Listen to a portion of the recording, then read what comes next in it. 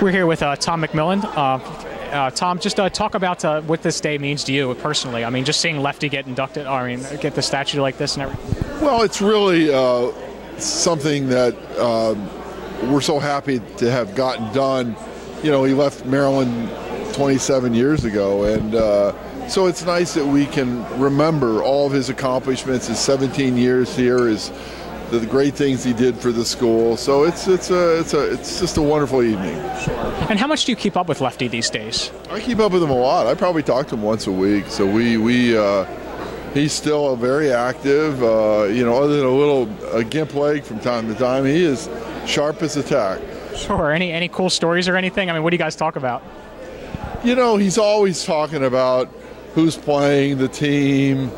You know, he's always got good common sense. It's one of the things that I think is amazing about Lefty is that he always had a good sense as to, you know, things. I forget what he was talking to me about the other day, but it was, oh, I know. He says, listen, we got to keep better track of the Maryland players, you know.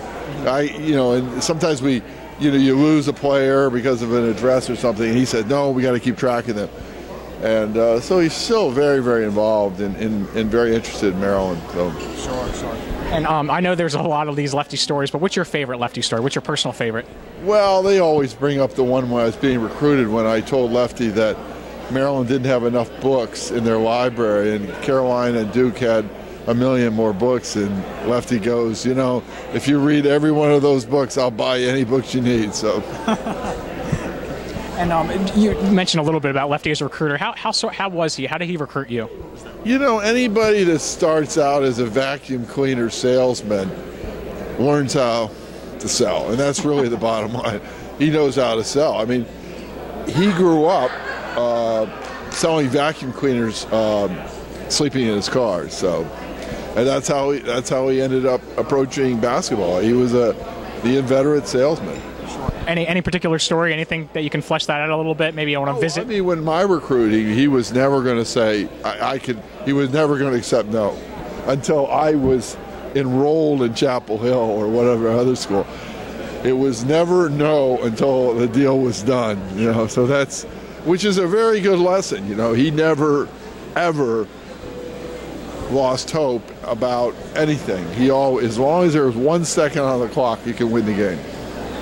And just tell Terps fans what you're doing now, what you're doing professionally, where you're living. I'm in the Maryland, Howard County area. We buy companies across the country, so I'm on the Board of Regents. Sure. And how's your family and everything? How are they doing? It's great. They'll be here tonight. So my brother Jay will be here, played at Maryland. Okay. And so our family will be here.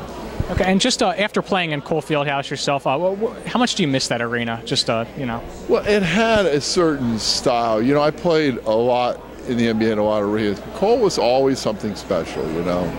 And I think Comcast is a spectacular arena too, but Cole in its day was visionary in terms of the type of facility it was. So. And what do you think about the Maryland program now? What do you think about Coach Turgeon and the job that he's doing? I think he's doing a great job. You know, it's tough when you lose players like he's lost them, but that's the game of college sports today. And but I think in the long run he'll be very successful. And, you know, you were recently just inducted into the Hall of Fame. Just talk about that and what that meant to you. You know, it's a wonderful honor, unexpected, but I'm very appreciative because, you know, it's a great to be so recognized. You know you're getting old when you get into these Hall of Fames, so it's nice to have that honor. Okay. All right, Tom. Well, thank you very much. Thank you.